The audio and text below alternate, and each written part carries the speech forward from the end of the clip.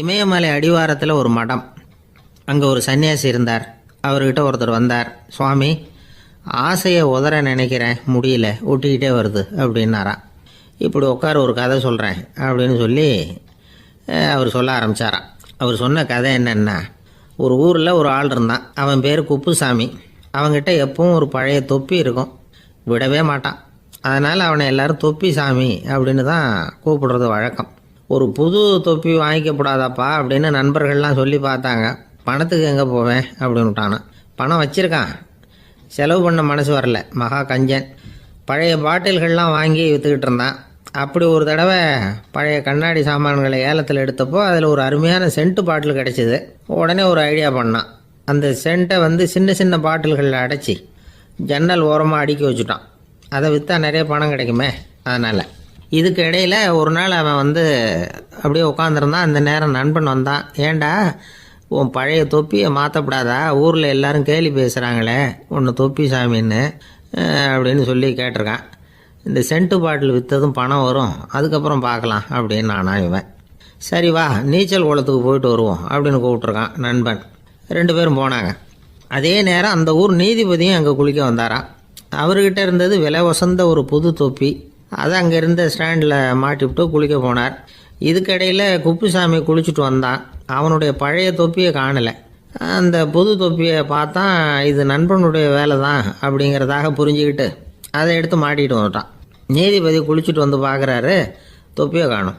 போலீஸில் புகார் கொடுத்தார். அவங்க தேடினாங்க. ஒரு மூலையில் பழைய தொப்பி கிடச்சிது. அடடா, இது நம்ம குப்புசாமியோட தொப்பி இல்லையா அப்படின்னு நானா ஒருத்தன். உடனே அவன் வீட்டுக்கு தேடிட்டு போயிருக்காங்க. அங்கே போய் பார்த்தா புது தொப்பி அங்கே இருக்குது. உடனே அவனுக்கு 1000 ரூபா அபராதம் போட்டாங்களாம். அவன் பணத்தை கட்டிவிட்டு ரொம்ப எரிச்சலோடு வீட்டுக்கு வந்தான். பழைய தொப்பி கண்ணில் பட்டது. மறுபடியும் உன்னால் தானே எனக்கு 1000 ரூபா நஷ்டம் அப்படின்னு சொல்லி அதை எடுத்துக்கிட்டு அப்படி போயிருக்கான். அந்த ஊர் குளத்தில் வீசி எரிஞ்சிட்டு வந்துட்டான். அது மீன் பிடிக்கிற ஒருத்தன் கையில் சிக்கிச்சு. அவன் வர்ற வழியில் அதை எடுத்து வேகமாக வீசி எறிஞ்சான். அது நேராக குப்புசாமி வீட்டு ஜன்னல் வழியாக உள்ளே இந்த சென்ட்டு பாட்டில்கள் மேலே உழுந்து எல்லாம் உடஞ்சி நொறுங்கி போச்சு. குப்புசாமி பார்த்தான். தோட்டத்தில் ஆழமாக ஒரு குழியை வெட்டினான். அந்த தொப்பியை போட்டான், மூடிவிட்டான். இதை அடுத்த வீட்டுக்காரன் பார்த்தான். ஏதோ புதையல் தான் வச்சுருக்கான் போல இருக்குன்னு நினச்சான். போலீஸில் போய் புகார் கொடுத்துட்டான். மறுபடியும் போலீஸ் குழியை தோண்டினாங்க. பழைய தொப்பி மறுபடியும் வெளியில் வந்தது. எல்லோரும் சிரிக்கிறாங்க.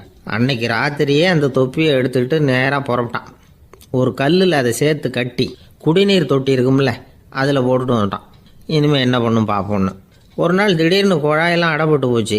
மாநகராட்சி அலுவலர்கள் என்னன்னு பார்த்தா அந்த பழைய தொப்பி குழாயை அடைச்சிக்கிட்டு இருக்குது. இது குப்புசாமியோட தொப்பிங்கிறது தான் எல்லாருக்கும் தெரியுமே.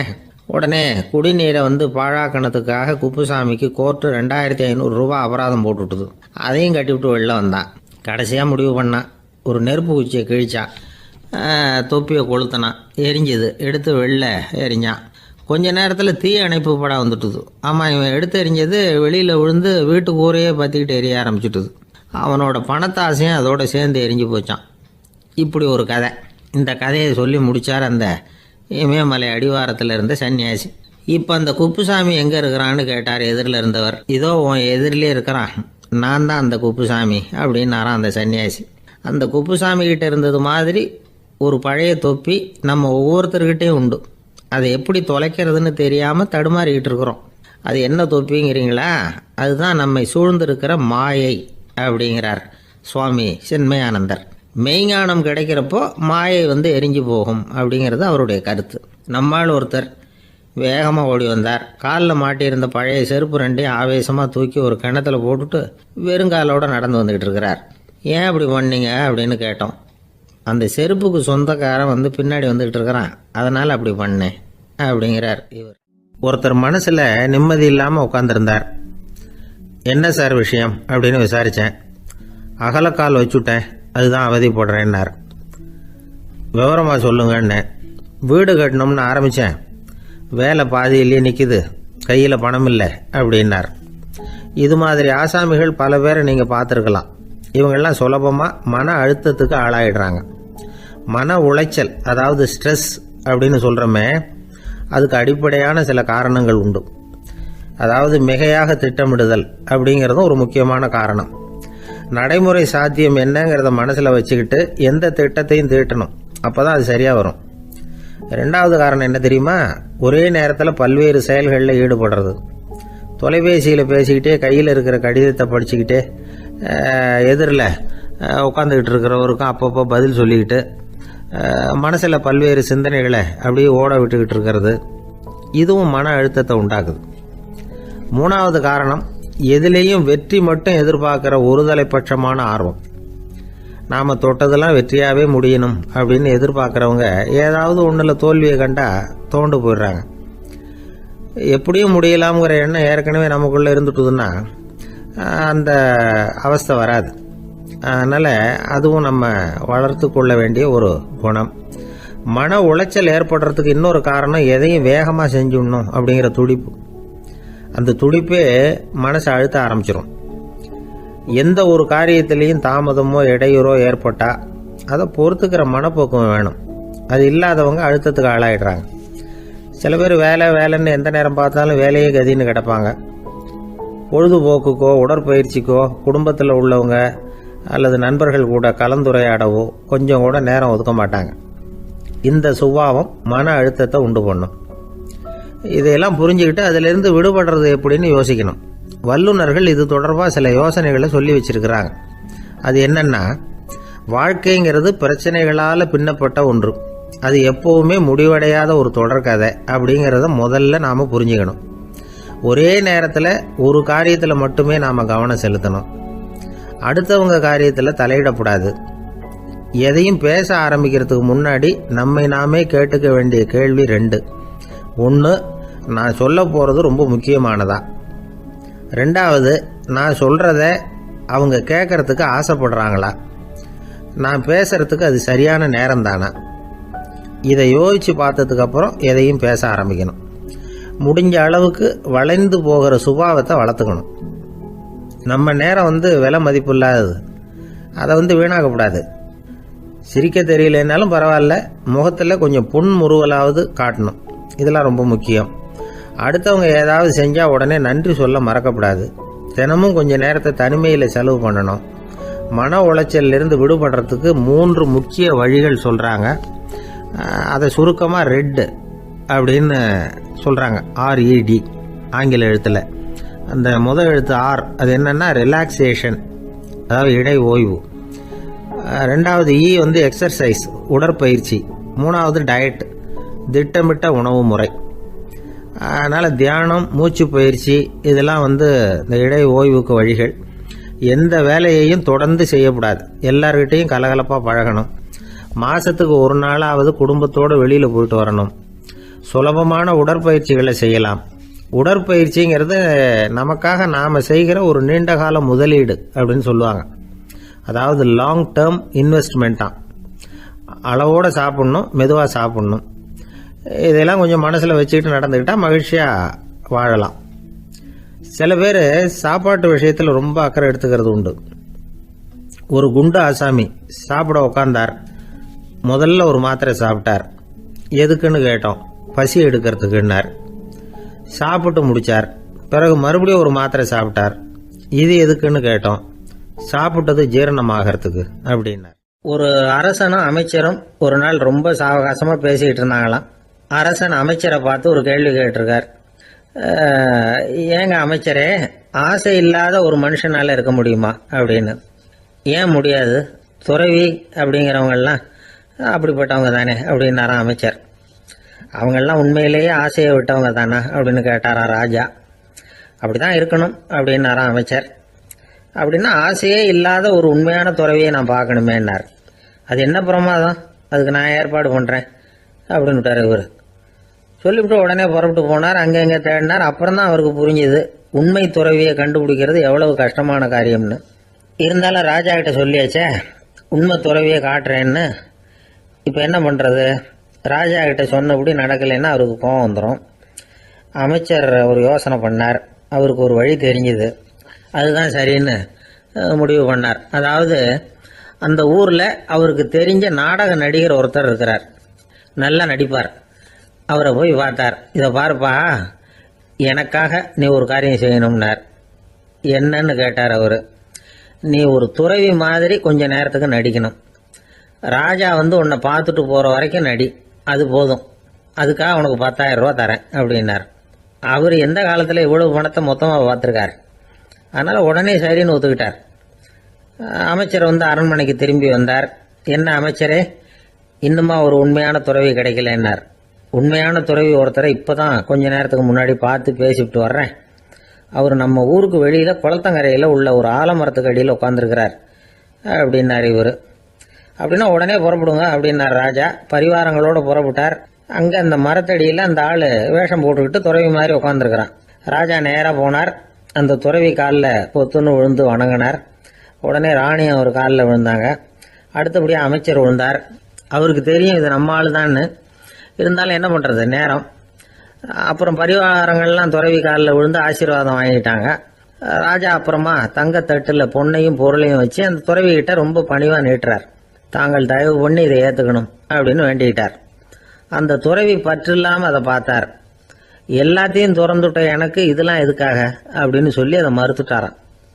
ஆஹா, உண்மையான துறவியை பார்த்துட்டோம் அப்படிங்கிற ஆனந்தம் அரசருக்கு. ரொம்ப நிம்மதியாக திருப்தியாக திரும்பி வந்தார் அரண்மனைக்கு. அதுக்கப்புறம் அமைச்சர் யாருக்கும் தெரியாமல் அந்த துறவிகிட்ட ஓடினார். சொன்ன பிரகாரம் பணத்தை நீட்டினார். இந்தப்பா, நான் உங்ககிட்ட சொன்னபடி 10,000 ரூபா பணம் எடுத்துக்கோ அப்படின்னார். அந்த ஆள் ராஜா கிட்ட சொன்னது மாதிரியே எல்லாத்தையும் திறந்துவிட்ட எனக்கு இதெல்லாம் எதுக்காக வேணாம் அப்படின்னு விட்டாரான். நடித்த வரைக்கும் போதும்ப்பா, இனிமேல் இந்த நாடக வசனம்லாம் வேணாம், வேஷத்தை கலைச்சுரு, பணத்தை வாங்கிக்கோன்னார். இல்லைங்க, இது வேஷம் இல்லை, இது வசனமும் இல்லை, இது உண்மை. கொஞ்ச நேரம் துறவி மாதிரி நடித்ததுக்கே இந்த தேசத்து ராஜா, ராணி, அமைச்சர், பரிவாரங்கள் எல்லாம் என் காலில் விழுந்து வணங்குறாங்க. அப்படின்னா உண்மையான துறவியாக இருக்கிறது எவ்வளவு பெருமையான விஷயம்.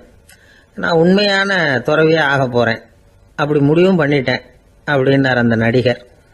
வேஷம் கூட எப்படிப்பட்ட விளைவுகளை உண்டு பண்ணுது பார்த்தீங்களா.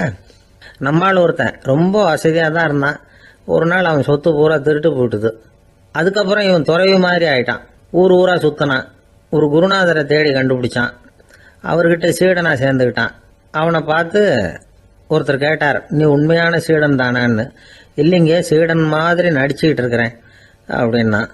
அது குரு துரோகம் இல்லையா அப்படின்னு கேட்டார் அவர். இல்லைங்க, நான் பண்ணது குரு துரோகம் இல்லை, என் குரு பண்ணது தான் துரோகம். என்னுடைய பணத்தை கொள்ளையடிச்சது இவர் தான்.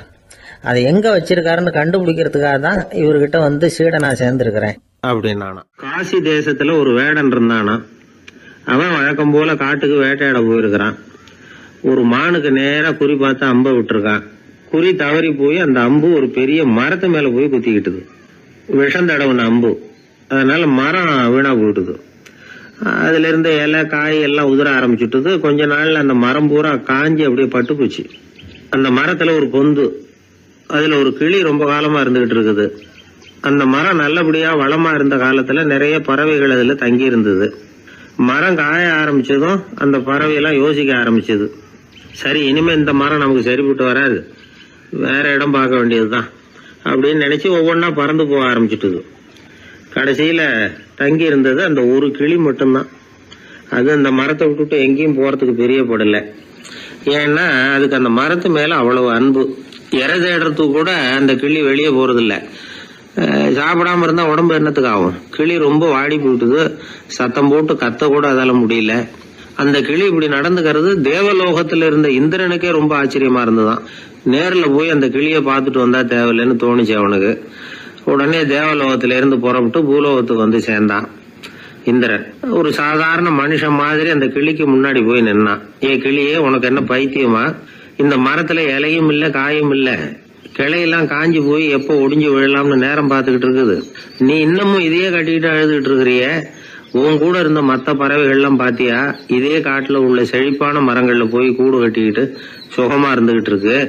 நீ மட்டும் ஏன் இப்படி கஷ்டப்படணும் அப்படின்னு கேட்டான் இந்திரன். கிளியை சும்மா சோதிக்கிறதுக்காக தான் அப்படி கேட்டிருக்கான். அந்த கிளிக்கு தவ வலிமை அதிகம். அதனால வந்திருக்கிறது இந்திரன் தாங்கிறது அதுக்கு புரிஞ்சு போச்சு. தேவேந்திரா, நான் இந்த மரத்துலதான் பிறந்தேன், வளர்ந்தேன். சின்ன வயசுல இருந்து என்னை வளர்த்து காப்பாத்தி ஆளாகினது இந்த மரம் தான். எனக்கு பசி எடுத்தப்போ பழம் கொடுத்தது இந்த மரம் தான். எனக்கு ஆபத்து வந்தப்போ அடைக்கலம் கொடுத்தது இந்த மரம் தான். இப்போ இந்த மரம் கஷ்ட திசையில இருக்குது. இந்த நேரத்துல நான் மட்டும் நல்லா இருந்தா போதும்னு நினைக்கலாமா? அது சுயநலம் இல்லையா?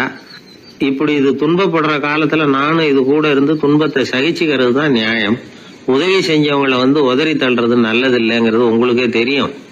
என்னோட நல்ல விரதத்தை குலைக்கிறது மாதிரி அல்லவா இருக்குது நீங்க சொல்றது. தேவர்களுக்கு ஏற்படுற சந்தேகங்களையே தீர்த்து வைக்கக்கூடிய நிலைமையில இருக்கிற நீங்க எனக்கு இப்படி உபதேசம் பண்ணலாமா அப்படின்னு கேட்டுதான் கிளி. இந்திரனுக்கு ரொம்ப மகிழ்ச்சி. இத கேட்டதும் கிளியே, நண்பர்கள்னா உன்ன மாதிரி இருக்கணும். பொதுவா ஒருத்தர் நல்லா இருக்கிறப்போ அவரை சுத்தி நிறைய பேர் இருப்பாங்க. அவர் கொஞ்சம் வீணா போயிட்டா அத்தனை பேரும் ஓடி போடுவாங்க. நீ அது மாதிரி இல்ல. சுகத்தையும் துக்கத்தையும் சமமா எடுத்துக்கிட்ட. உன்னை பாராட்டுறேன். உனக்கு விருப்பமான வரம் ஏதாவது கேளு தரேன் அப்படின்னாராம் இந்திரன். கிளி என்ன வரம் கேட்டது தெரியுமா? இந்த மரம் மறுபடியும் முன்னாடி இருந்தது மாதிரியே இலை பூ கனிகளோட செழிப்பா இருக்கணும் அப்படின்னு கேட்டுக்கிட்டுதான். அப்படியே தந்தேன்னாரு இந்திரன். அடுத்த வினாடியே மரம் முன்னாடி இருந்ததை விட செழிப்பா பூத்து குலுங்க ஆரம்பிச்சுட்டுது. அந்த கிளியும் ரொம்ப நாள் சந்தோஷமா வாழ்ந்துட்டு அதுக்கப்புறம் இந்திரலோகம் போய் சேர்ந்துதான். மகாபாரதத்துல பீஷ்மர் தர்மருக்கு இந்த கதையை சொல்றார். மற்றவர்கள் துன்பப்படுறப்போ இந்த கிளி மாதிரி எவன் பரிவு கொள்றானோ அவன் மேன்மை அடையிறது நிச்சயம் அப்படின்னு அவர் சொல்றார். சரி, அந்த கதையை இந்த சமயத்துல எதுக்கு சொல்லணும் அப்படின்னா, வயசான காலத்துல அம்மா அப்பாவை கவனிக்காத பிள்ளைங்க காதுல இது விழட்டுமேங்கிறதுக்காக தான். மத்தவங்க துன்பப்படுறப்போ பரிவு காட்டினாலே அந்த அளவுக்கு மேன்மை கிடைக்கும்னா, பெத்தவங்க துன்பப்படுறப்போ பரிவு காட்டினா எந்த அளவுக்கு மேன்மைங்கிறத நினைச்சு பார்க்கணும். ஒரு வயசான அப்பா தன்னோட பிள்ளைய பத்தி ரொம்ப மெச்சுக்கிட்டார். என் பிள்ளை எப்பவும் புத்திசாலித்தனமா குடும்பம் நடத்துறான். அவன் சம்சாரம் கோவிச்சுக்கிட்டு பிறந்த வீட்டுக்கு போற அளவுக்கு அவன் நடந்துகிட்டதே இல்ல அப்படின்னார். அப்படிங்களான்னு கேட்டோம் ஆச்சரியமா. ஆமாங்க, ஏன்னா இவனே அவங்க வீட்டுக்கு போய் வீட்டோட மாப்பிள்ளையா தங்கிக்கிட்டான் அப்படின்னார். இவெல்லாம் எந்த காலத்துல அப்பா அம்மாவை காப்பாத்து. ஒரு வயசான அம்மா ஒரு நாள் ஃபோன் பண்ணாங்க. ஐயா, நான் இந்த தகவல் நிகழ்ச்சியை தினமும் கேட்குறேன். உங்ககிட்ட ஒரு கேள்வி கேட்கணும் அப்படின்னாங்க. என்னங்க அப்படின்னோம். எனக்கு சொந்தமாக ஒரு நல்ல வீடு இருக்குது, வேணுங்கிற அளவுக்கு பணமும் இருக்குது, கணவரும் ரொம்ப நல்லவர், ரிட்டையர் ஆகி வீட்டில் தான் இருக்கிறார், பிள்ளைங்கள்லாம் பெரிய பெரிய உத்தியோகத்தில் இருக்கிறாங்க, அதில் ஒருத்தன் ஐஏஎஸ்ஸு, பணம்லாம் கூட நிறைய கொண்டாந்து கொடுக்குறாங்க. அப்படி இருந்தும் என் மனசில் நிம்மதி இல்லை, வாழ்க்கையில் ஒரு நிறைவு இல்லை அப்படின்னாங்க. ஏன்னு கேட்டோம். அதைத்தான் நான் உங்களை கேட்குறேன், ஏன் அப்படி அப்படின்னு திருப்பி கேட்குறாங்க. எங்களுக்கு ஒன்றும் புரியல. கொஞ்சம் நேரம் குழம்பி போயிட்டோம். இருந்தாலும் அதை அவங்கக்கிட்ட காட்டிக்காமல் கொஞ்சம் சாமர்த்தியமா, ஏம்மா உங்கள் மனசில் நீங்கள் ஏதோ ஒன்று எதிர்பார்க்குறீங்க, அது நிறைவேறலை அப்படி தானே அப்படின்னு கேட்டோம். ஆமாம் அப்படின்னாங்க. அதுக்கப்புறம் அவங்கக்கிட்ட கொஞ்சம் மனம் விட்டு பேசுகிறப்போ தானாக விஷயம் வெளியில் வந்தது. அதாவது அவங்க பிள்ளைங்க பெரிய பெரிய உத்தியோகத்தில் இருக்கிறதுனால அவசரமாக பார்த்துட்டு ஓடுறாங்களாம். ஆசையாக அம்மான்னு கூப்பிட்டுக்கிட்டு கிட்ட உட்காந்து கொஞ்ச நேரமாவது என்கிட்ட பேசினா தானே என் மனசு கொஞ்சம் நிம்மதியாக இருக்கும். அது அவங்களுக்கு தெரிய மாட்டேங்குதே அப்படிங்கிறாங்க. இதுதான் அவங்களுடைய ஏக்கம். இந்த ஏக்கம் அந்த தாயின் மனசில் இருந்துக்கிட்டு இருக்குது. இப்படி மகனுடைய அன்புக்காக மட்டுமே ஏங்குற தாய்மார்கள் பல பேர் இருக்கிறாங்க இந்த உலகத்தில். இதை நினைக்கிறப்போ ஒரு வெளிநாட்டு நாடோடி கதை ஞாபகத்தில் வருது. அதாவது கடவுள் படைப்பு தொழிலில் ரொம்ப மும்முரமாக ஈடுபட்டுக்கிட்டு இருந்தாராம். மீன்களை படைச்சாராம், பறவைகளை படைச்சாராம், விலங்குகளை படைச்சாராம். அவருக்கு திருப்தி ஏற்படலை. அதுக்கப்புறம் மனிதர்களை படைச்சிருக்கிறார். அப்பவும் அவருக்கு மன நிறைவு ஏற்படலையா. கடைசியாக தன்னுடைய சக்தி முழுசையும் பயன்படுத்தி குறையே இல்லாத அளவுக்கு ஒரு படைப்பை உருவாக்கினாராம். அந்த உன்னதமான ஒரு படைப்பு அதுதான் பெண், அதாவது தாய். இப்படி உருவாக்கி எல்லாரையும் இந்த உலகத்தில் விட்டுவிட்டாராம். அதுக்கப்புறம் கொஞ்ச காலம் கழித்து தன்னுடைய தேவியை அழைச்சிக்கிட்டு இந்த பூலோகத்துக்கு வந்திருக்கிறார். தன்னுடைய குறையில்லாத படைப்பாகிய பெண்ணை பார்த்தாராம். ஏம்மா, உனக்கு இன்னும் ஏதாவது குறை இருந்தால் சொல்லு, அதையும் நிவர்த்தி பண்ணிவிடுறேன் அப்படின்னாராம். அந்த அம்மா பார்த்துருக்காங்க. சுவாமி, எனக்கு நீங்கள் கொடுத்துருக்கிறது 2 கை. என்னுடைய பிள்ளைகளுக்கு சேவை செய்கிறதுக்கு இந்த 2 கை பத்தலை, அதனால் இன்னும் ஒரு 2 கை கொடுத்தா தேவலை அப்படின்னாங்களாம். கடவுள் பார்த்தார். அதனால் என்ன, அப்படியே செஞ்சு விடலாம், இதோ அதுக்கான வரம் கொடுத்துட்டேன் அப்படின்னார். அந்த அம்மாவுக்கு இப்போ 4 கை ஆகிட்டுது. 4 கையாலேயும் குழந்தைகளுக்கு சேவை செய்ய ஆரம்பிச்சுட்டாங்க. கடவுள் திருப்தியாக திரும்பி போனார். அதுக்கப்புறம் கொஞ்ச காலம் கழித்து மறுபடியும் திரும்பி வந்தார் தேவியோட. பெண்ணை பார்த்தார். இப்போ என்னம்மா சந்தோஷந்தானே அப்படின்னாராம். அதுக்கு அந்த அம்மா சந்தோஷந்தான், இருந்தாலும் இப்போ எனக்கு இருக்கிற 2 காலும் போதில்லை, இன்னும் ஒரு 2 கால் இருந்தால் தேவையில்லை நிறைய ஓடி ஆடி பிள்ளைகளுக்காக வேலை செய்ய வேண்டியிருக்குது அப்படின்னு நாங்களாம். சரின்னு சொல்லி 4 கால் இருக்கிறது மாதிரி செஞ்சுட்டு போயிட்டார் கடவுள். மறுபடியும் கொஞ்ச நாள் கழித்து தேவி சொன்னாங்க கடவுள்கிட்ட, நீங்கள் என்ன தான் முயற்சி பண்ணினாலும் முழுமையான ஒரு படைப்பை உங்களால் உருவாக்க முடியாது, அப்படி தான் நான் நினைக்கிறேன் அப்படின்னாங்களாம். அப்படியா சொல்கிறேன், வா அந்த பொண்ணை பார்த்துட்டு வருவோம் அப்படின்னு புறப்பட்டு இங்கே வந்தாங்களாம். இங்கே வந்து பார்த்தா 4 கால் 4 கையோடு அந்த பொண்ணு ஒரு செவுத்தில் சாஞ்சி உட்காந்து அழுதுகிட்டு இருக்குது. இப்போ தேவி அந்த பொண்ணை சுட்டி காட்டி கடவுள்கிட்ட கேட்டாங்களாம், ஏங்க நீங்கள் அந்த பொண்ணுக்கு கையை கொடுத்தீங்க காலை கொடுத்தீங்க, சரி, அந்த கண்ணீரையும் எதுக்காக கொடுத்தீங்க அப்படின்னு கேட்டாங்களாம். அதுக்கு கடவுள் சொன்னாராம், கையை கொடுத்தது நான் தான், காலை கொடுத்தது நான் தான், ஆனால் அந்த கண்ணீரை கொடுத்தது நான் இல்லை, அதை கொடுத்தது அந்த அம்மாவோட பிள்ளைங்க அப்படின்னாராம். இன்றைக்கும் அப்படித்தான் பல பிள்ளைங்க அவங்க அம்மாவுக்கு கண்ணீரை தான் கொடுத்துக்கிட்டு இருக்கிறாங்க. அம்மாவை மதிக்கிற பிள்ளைங்க தான் இன்றைக்கி நல்லபடியாக இருக்கிறாங்கங்கிறது அவங்களுக்கு தெரியறதில்ல. இந்த காலத்து பிள்ளையாண்டான் ஒருத்தன் அவங்க அம்மாக்கிட்டேயும் நல்ல பிள்ளையாக நடந்துக்குவான், மனைவிக்கிட்டேயும் நல்ல கணவனாக நடந்துக்குவான், ரொம்ப சாமர்த்தியம். ஒரு நாள் அவங்ககிட்ட கேட்டாங்க, ஏன்பா உங்கள் அம்மாவும் உன் மனைவியும் சண்டை போட்டுக்கிட்டா நீ எந்த பக்கம் அப்படின்னாங்களாம். வீட்டுக்கு வெளிப்பக்கம் அப்படின்னானான். அவன் நம்மளை மாதிரி ஒரு ஆசாமி, அவன் நம்மளை மாதிரியே கற்பனை பண்ணான். அதாவது நாம தான் இந்த உலகத்தில் ரொம்பவும் கஷ்டப்படுறோம், மற்றவங்க எல்லாம் சந்தோஷமா இருக்கிறாங்க அப்படின்னு அவன் நினச்சிக்கிட்டான். அவன் ஒரு நாள் கடவுளை வேண்டிக்கிட்டானான், சுவாமி இந்த உலகத்தில் எவ்வளவோ பேர் இருக்கிறாங்க, ஒவ்வொருத்தருக்கும் ஒவ்வொரு விதமான கஷ்டம் இருக்கலாம், ஒத்துக்கிறேன், இருந்தாலும் எனக்கு அது கொஞ்சம் அதிகமாக இருக்கிறது மாதிரி தெரியுது, அதனால நீங்கள் எனக்காக ஒரு சின்ன உதவி செஞ்சால் போதும். அது வேற ஒன்றும் இல்லை, என்கிட்ட இருக்கிற துயரங்களை இன்னொருத்தர் யாருக்கிட்டையாவது கொடுத்துருங்க, அவர்கிட்ட இருக்கிற துயரங்களை என்கிட்ட மாற்றி கொடுத்துருங்க, ஒரு மியூச்சுவல் டிரான்ஸ்ஃபர், அவ்வளவுதான், அப்படி பண்ணிவிட்டா போதும் அப்படின்னு வேண்டிக்கிட்டானான். அன்னைக்கு ராத்திரியே அவன் ஒரு கனவு கண்டிருக்கான். வானத்திலிருந்து ஒரு குரல் கேட்டிருக்கு. அது என்ன சொல்லிச்சு தெரியுமா? ஏ ஜனங்களே, எல்லாரும் அவங்கவுங்க கஷ்டங்களை ஒரு பையில போட்டு எடுத்துக்குங்க, அப்படி எடுத்துக்கிட்டு நேரா இந்த ஊர் எல்லையில் இருக்கிற கோயிலுக்கு வந்து சேருங்க அப்படின்னு அந்த குரல். ஆஹா, கடவுள் நம்ம பிரார்த்தனைக்கு செவி சாய்ச்சுட்டார் அப்படின்னு சந்தோஷப்பட்டான் இவன். உடனே என்ன பண்ணா, தன்கிட்ட இருந்த கஷ்டத்தையெல்லாம் ஒரு சாக்கு பையில போட்டு எடுத்துக்கிட்டான்.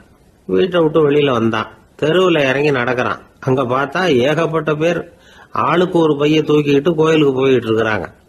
சில பேர் மூட்டையா கட்டி தலையில சுமந்துக்கிட்டு போயிட்டு இருக்கிறாங்க. இவன் பார்த்தான். இவனுக்கு ரொம்ப ஆச்சரியமா இருந்தது.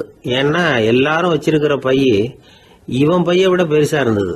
இவன் பை தான் இருக்கிறதுலயே கொஞ்சம் சின்னதா தெரிஞ்சது. இப்ப அவன் மறுபடியும் சாமியை வேண்டிக்கிட்டான், கடவுளே இப்ப உள்ள சூழ்நிலையை கவனிச்சா என்கிட்ட இருக்கிற பைய பரவாயில்லன்னு தோணுது, அதனால வேற பை எதையும் மாத்த வேணாம், இதுவே பரவாயில்ல, இந்த பையோட திரும்பி வீட்டுக்கு போனா போதும்னு நினைக்கிறேன் அப்படின்னு எதோ நினைக்க ஆரம்பிச்சுட்டான் அவன். எல்லாரும் கோயிலுக்கு போய் சேர்ந்தாங்க. கோயில்ல அந்த குரல் மறுபடியும் கேட்டுது. எல்லாரும் அவங்கவுங்க பைகளை சோகத்துல தொங்க விடுங்க, திடீர்னு விளக்குகள் அணையும், மணி அடிக்கப்படும், அதுதான் அடையாளம். அந்த சமயத்துல இருட்டுல உங்களுக்கு வேண்டிய பைய நீங்க மாத்தி எடுத்துக்கலாம், தேர்ந்தெடுத்துக்கலாம். வெளிச்சம் இருக்கிறப்பவே உங்களுக்கு பிடிச்ச பைக்கு பக்கமா பார்த்து நீங்க நின்னுக்கலாம் அப்படின்னு சொல்லி விவரம் சொல்லிச்சான் அந்த குரல். அப்படி சொன்னதுக்கு அப்புறம் திடீர்னு விளக்கு அணைஞ்சுது, மணி அடிச்சுது. கொஞ்ச நேரம் கழிச்சு மறுபடியும் விளக்குகள்லாம் எரிஞ்சுது. இப்போ பார்த்தா எல்லாரும் அவங்கவுங்க பையையே கெட்டியா பிடிச்சிட்டு நிக்கிறாங்க. இவனும் அப்படியே நிக்கிறான். இவன் மெதுவா பக்கத்துல நிக்கிறவங்க கிட்ட கேட்டானா, ஏன் நீங்க பைய கையிலேயே வச்சிருக்கிறீங்க, செவுத்துல மாட்டலையா அப்படின்னு கேட்டிருக்கான். இல்லப்பா, நீ ஏன் கையிலேயே வச்சிருக்கிறியோ அதே காரணத்துக்காக தான் நாங்களும் வச்சிருக்கிறோம். நம்ம கவலைகளை பத்தி நமக்கு ஓரளவுக்காவது தெரியும், ஆனா மற்றவங்க கவலைகள் நமக்கு பரிச்சயம் இல்லாதவை, பழக்கம் இல்லாதது. அதனால நமக்கு தெரிஞ்ச கவலைகளை சமாளிக்கிறது சுலபம். தெரியாததை சமாளிக்கணும்னா மறுபடியும் ஆரம்பத்தில இருந்து ஆரம்பிக்கணும். அதனால பழைய நண்பர்களோட வாழறது தான் மேல் அப்படின்னு ஆனான். அதுக்கப்புறம் அவன் தன்னோட பைய போதும்னு வீட்டுக்கு திரும்பி வந்துட்டானான். இது ஒரு பெரியவர் சொல்லி இருக்கிற கதை. அதனால நம்ம கிட்ட இருக்கிற கஷ்டங்கள் தான் பெருசு, அதை இன்னொருத்தங்கிட்ட கொடுத்துட்டு மாத்திக்கலாம் அப்படின்னு நினைக்கிறது தப்பு. இதே மாதிரி இன்னொரு சம்பவம். ஒரு ஊர்ல ஒரு நாள் ராத்திரி ஆகாயத்திலிருந்து கடவுள் குரல் கேக்குது. இந்த ஊர்ல இருக்கிற ஜனங்கள்லாம் கொஞ்சம் கவனிங்க. உங்களுக்கு ஒரு செய்தி. அதாவது இங்க இருக்கிற ஜனங்கள்லயே கொஞ்சம் கூட கவலையே இல்லாத ஆள் யாருன்னு எனக்கு தெரியணும். அதனால எல்லாரும் அவங்க கவலைகளை ஒரு பையில போட்டு எடுத்துக்கிட்டு கோயிலுக்கு வாங்க அப்படின்னாரு கடவுள். உடனே வரிசையா எல்லாரும் வர ஆரம்பிச்சாங்க. எல்லார் கையிலயும் பை இருந்தது, சின்னதும் பெருசுமா. கவலையே இல்லாத ஆள் யாருன்னு தேடினார் கடவுள். ஒரே ஒரு ஆள் மட்டும் கையில எதுவும் இல்லாம வெறும் கையை வீசிக்கிட்டு ரொம்ப ஜாலியா நடந்து வந்துகிட்டு இருந்தான். கடவுள் அவங்ககிட்ட போனார். ஏன்பா உனக்கு கவலையே இல்லையா அப்படின்னு கேட்டார். எனக்கும் சில கவலைகள்லாம் உண்டு அப்படின்னு அவன். எங்க அதெல்லாம்னு கேட்டிருக்காரு கடவுள். பின்னாடி லாரியில வந்துகிட்டு இருக்கு அப்படின்னு அவன். இந்த உலகத்துல எத்தனை வகையான மனிதர்கள் இருக்கிறாங்க, ஒவ்வொரு மனிதனுமே ஒவ்வொரு வகை அப்படிங்கிறாங்க விஞ்ஞானிகள். மனிதர்களை 3 வகையா பிரிக்கலாம் அப்படின்னு சொல்றாங்க மெய்ஞானிகள். இவங்களை பத்திலாம் ஏற்கனவே நாம பேசியிருக்கிறோம். இப்போ டாக்டர் எட்வர்டு பேட்ச் அப்படிங்கிற நிபுணர் என்ன சொல்றாரு தெரியுமா? மனிதர்களை 7 வகையா பிரிக்கலாம்ங்கிறார். மனிதர்களின் மனநிலை அடிப்படையில் அவங்களை 7 விதமா வகைப்படுத்துறார் அவர். சரி, அது என்ன 7 வகை? முதல் வகை என்னன்னா பயந்த குணம் உள்ளவங்க. சார் ரொம்ப பயந்த சுபாவம், வீட்டில் கூட வாயே திறக்க மாட்டார், சாப்பிட போறப்ப மட்டும்தான் கொஞ்சம் வாயை திறப்பார், அப்புறம் மூடிக்குவார் அப்படின்னு சில பேரை பற்றி நாம் பேசிக்கிறது உண்டு. இவங்கெல்லாம் இந்த வகை, அதாவது பயந்த குணம் உள்ளவர்கள் அப்படிங்கிற முதல் வகை. சரி, 2வது வகை என்னன்னா சஞ்சலப்படுகிறவர்கள். எதுக்கு எடுத்தாலும் கலக்கம், குழப்பம், இப்படியே காலம் தள்ளிட்டு இருப்பாங்க. பல பேர் பார்த்துருப்பீங்க. அவங்கெல்லாம் இந்த வகை. 3வது வகை என்னன்னா யதார்த்த உலகை மறந்து கற்பனை உலகத்திலேயே மிதக்கிறவங்க. இளைஞர்கள், கவிஞர்கள், இப்படி பல பேர் இருக்கிறாங்க. எப்போ பார்த்தாலும் கற்பனை உலகத்திலேயே மிதந்துகிட்டு இருப்பாங்க. கிட்டத்தில் போய் என்னங்க ஒரு மாதிரியா இருக்கிறீங்க அப்படின்னு கேட்டு பாருங்க, அவங்களெல்லாம் ஏதோ ஒரு அற்ப புழுவை பார்க்கறது மாதிரி அவங்கள பார்ப்பாங்க. அதுவும் அந்த வானத்து நிலாவை பாருங்கள், அது என்னை வா வான்னு கூப்பிடுது, எனக்கு சீக்கிரத்தில் ஒரு நாள் சிறகுகள் முளைக்கும், சிறகடித்து வானத்தில் பறந்து போவேன், அந்த செல்ல நிலாவை கொஞ்சிவிட்டு வருவேன், இப்படிலாம் பேசிக்கிட்டு இருப்பாங்க. கொஞ்சிறது அப்புறம் இருக்கட்டும், இப்போ கஞ்சிக்கு வழியே பாருப்பா அப்படின்னா அதை காதில் வாங்க மாட்டாங்க. நாம் ஏதோ இந்த உலகத்தை அனுபவிக்க தெரியாதவர்கள் மாதிரி நம்மளை அவங்க கவனிப்பாங்க. இப்படி ஒரு ரகம். 4வது வகை மனிதர்கள் எப்படின்னா, இவங்க தனிமை உணர்வு மிக்கவர்கள். இவங்க மற்றவங்களோட இயல்பாக நெருங்கி பழகிறதில்ல, தான் உண்டு தன்னுடைய வேலை உண்டுன்னு இருந்துட்டு போகிறவங்க. அடுத்த வீட்டில் இருக்கிறவர் யார் அப்படின்னு கேட்டால் கூட அடுத்த வீடுன்னு ஒன்று இருக்கா அப்படிங்கிறது மாதிரி நம்ம முகத்தை பார்ப்பாங்க. அவங்ககிட்ட மேற்கொண்டு நாம் என்னத்தை பேச முடியும்? இப்படி ஒரு வகை. 5வது வகை மனிதர்கள் எப்படின்னா, இவங்க மற்றவங்க செல்வாக்குக்கு உட்பட மறுப்பவர்கள். அடுத்தவங்களோட செல்வாக்குக்கு இவங்க ஆட்படுறதில்ல. நான் யார் தெரியுமான்னு கேட்டால் அதை தெரிஞ்சுட்டு எனக்கு என்ன ஆக போகுதும்பாங்க. இவங்கெல்லாம் அந்த ரகம். 6வது வகை மனிதர்கள் எப்பவும் எதுலேயும் பற்றில்லாமல் இருக்கிறவங்க. இது ஒரு துறவு மனப்பான்மை. இயல்பாகவே சில பேர் இப்படி உண்டு, அவங்களுக்கு எதுலேயும் ஒரு ஈடுபாடு இருக்காது. அப்படிப்பட்டவங்கெல்லாம் 6வது வகை. 7வது வகை மனிதர்கள் மற்றவங்க கவலையை தன்னுடையதாக ஆக்கிக்கிட்டு கவலைப்படுறவங்க. இவங்கெல்லாம் மகாத்மாக்கள். தாம் வேறு அடுத்தவங்க வேறு அப்படிங்கிற எண்ணம் இவங்களுக்கு வர்றதில்லை. அதனால் அடுத்தவங்களுக்கு ஒரு துன்பம் வந்ததுன்னா இவங்களால சும்மா இருக்க முடியறதில்லை. ஆக கூடி இப்படி 7 விதமான மனிதர்களை அடையாளம் காட்டுறார் அந்த நிபுணர். இதில் நாம் எந்த வகையில் வர்றோம் அப்படிங்கிறத நாம தான் அடையாளம் கண்டுபிடிக்கணும். எனக்கு தெரிஞ்ச ஒரு மனிதர் உண்டு. அவர் ஒரு வித்தியாசமான வகை. எதையும் நடைமுறை சாத்தியமாக சிந்திக்கிறவர். எப்பவும் அடுத்தவங்களும் நல்லா இருக்கணும், நாமும் நல்லா இருக்கணும் அப்படின்னு ஆசைப்படுறவர். அவருக்கு ஒரு சமயம் திடீர்னு உடம்பு சுகம் இல்லாமல் போயிட்டுது. டாக்டர்கிட்ட போனார், பணம் கொடுத்தார், வைத்தியம் பார்த்துக்கிட்டார். அவர் எழுதி கொடுத்த மருந்து சீட்டை வாங்கினார். ஒரு மருந்து கடைக்கு போனார், பணம் கொடுத்தார், மருந்து வாங்கினார். அதை எடுத்துகிட்டு வீட்டுக்கு வந்தார். அதுக்கப்புறம் அந்த மருந்து அவர் சாப்பிடணும்ல, சாப்பிடவே இல்லை, அப்படியே சும்மா வச்சுட்டார். அவரை பார்த்து கேட்டேன், ஏன் சார் இப்படி பண்ணுறீங்க, வீண் செலவு தானே இது, நீங்கள் ஏன் டாக்டர்கிட்ட போய் பணம் செலவு பண்ணினீங்கன்னு கேட்டேன். அவர் சொன்னார், டாக்டர் வாழணும் இல்லையா, அதனால தான் அப்படின்னார். சரி, அப்புறம் ஏன் மருந்து வாங்கினீங்க அப்படின்னு கேட்டேன்.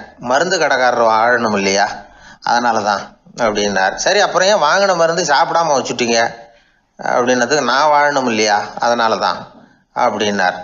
இவர் வாழ்க்கையை புரிஞ்சுக்கிட்டவர். இப்படி வாழ்க்கையை புரிந்து கொண்டு வாழ தெரிஞ்சுக்கணும். எந்த வகை மனிதர் நாம் அப்படிங்கிறத புரிஞ்சுக்கிட்டு வாழ்ந்தோம்னா வாழ்க்கையில வெற்றி நிச்சயம். ஒரு அம்மா தெருவில் உட்காந்து என்னத்தையோ தேடிட்டு இருக்கிறாங்க. அந்த அம்மா ஒரு சூஃபி ஞானி. அவங்க பேர் என்னன்னா ரபியா அல் அடாவியா. அந்த அம்மாவுக்கு கண் கூட தெளிவாக தெரியாது. அந்த பக்கமாக வந்த சில பேர் இவங்களுக்கு உதவி செய்கிறதுக்காக வந்தாங்க. என்ன தேடிட்டு இருக்கிறீங்க அப்படின்னு கேட்டாங்க.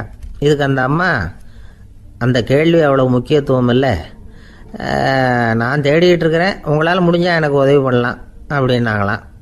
உதவி செய்ய வந்தவங்களுக்கு ஆச்சரியம். எதை தேடுறோங்கிறது தெரியாமல் இப்படி ஏன் நேரத்தை செலவழிக்கிறீங்க, நாங்கள் எப்படி உங்களுக்கு உதவ முடியும், எங்களுக்கு ஒன்றும் புரியலையே அப்படின்ட்டுருக்காங்க. சரி, உங்களை திருப்தி பண்ணுறதுக்காக சொல்கிறேன், ஒரு குண்டூசி தொலைஞ்சி போச்சு, அதை தேடுறேன் அப்படின்னாங்களாம் அந்த அம்மா. அதுக்கப்புறம் இவங்களும் சேர்ந்து தேட ஆரம்பிச்சிட்டாங்க. கொஞ்ச நேரம் ஆச்சு, ஒன்றும் கிடைக்கல. உதவி செய்ய வந்தவங்களும் அழுத்து போட்டாங்க. அப்புறம் கேட்டாங்க, இதை பாருங்கம்மா, இது ரொம்பவும் பெரிய தெரு, அகலமான தெரு, அதனால் குறிப்பாக நீங்கள் எந்த இடத்துல அந்த குண்டூசியை தொலைச்சிங்க அதை சொல்ல முடியுமான்னாங்களாம். இதுக்கு அந்த அம்மா, நீங்கள் மறுபடியும் அர்த்தமில்லாத கேள்வியை கேட்குறீங்க, உங்கள் கேள்விக்கும் நான் தேடுறதுக்கும் என்ன சம்மந்தம்னாங்களாம். இதை கேட்டதும் அவங்க ஒரு மாதிரி ஆயிட்டாங்க. என்னம்மா நீங்கள் பைத்தியம் மாதிரி பேசுகிறீங்க அப்படின்னாங்களாம். சரி, உங்களை மறுபடியும் திருப்திப்படுத்துறதுக்காக சொல்கிறேன், அதை நான் எங்கள் வீட்டில் தொலைச்சுட்டேன் அப்படின்னாங்களாம். அப்புறம் எதுக்காக இங்கே வந்து தேடிட்டு இருக்கிறீங்க அப்படின்னு கேட்டிருக்காங்க. ஏன்னா இங்கே தான் வெளிச்சம் அதிகமாக இருக்குது, அங்கே வீட்டுக்குள்ளே இருட்டாக இருக்குது, அதனால் இங்கே வந்து தேடுறேன், வெளிச்சம் உள்ள இடத்துல தானே தேட முடியும் அப்படின்னாங்களாம் அந்த ஞானி. இந்த கதைக்கு என்ன அர்த்தங்கிறத பெரியவங்க சொல்கிறாங்க. அதாவது இந்த தேடுதல்ங்கிறது ஒரு வியாதி. அது நம்ம சதா அலைய வைக்கும், பைத்தியமாக மாற்றுறதுக்கு முயற்சி பண்ணோம். ஒரு காலம் அது நிறைவு அடையவே அடையாது. வாழ்வுங்கிறது ஒரு புரிந்து கொள்ள முடியாத சதா இயங்கி கொண்டிருக்கிற ஒரு செயல். அதுக்கு ஆரம்பமும் இல்லை, முடிவும் கிடையாது.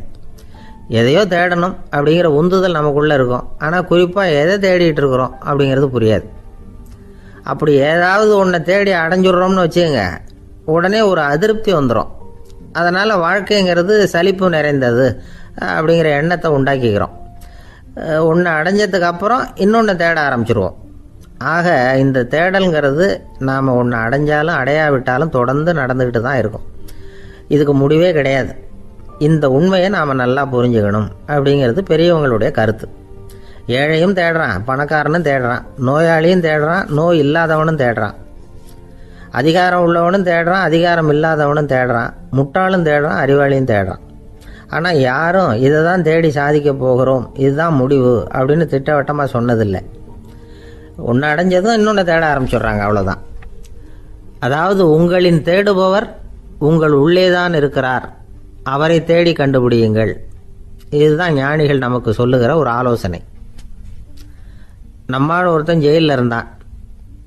இன்னொரு கைதி அவனை பார்த்து கேட்டான், ஏன்பா உன்னை பார்க்குறதுக்கு வெளியிலேருந்து யாருமே இங்கே வர்றது இல்லையே, உனக்கு சொந்தக்காரங்களே கிடையாதா அப்படின்னு கேட்டானா.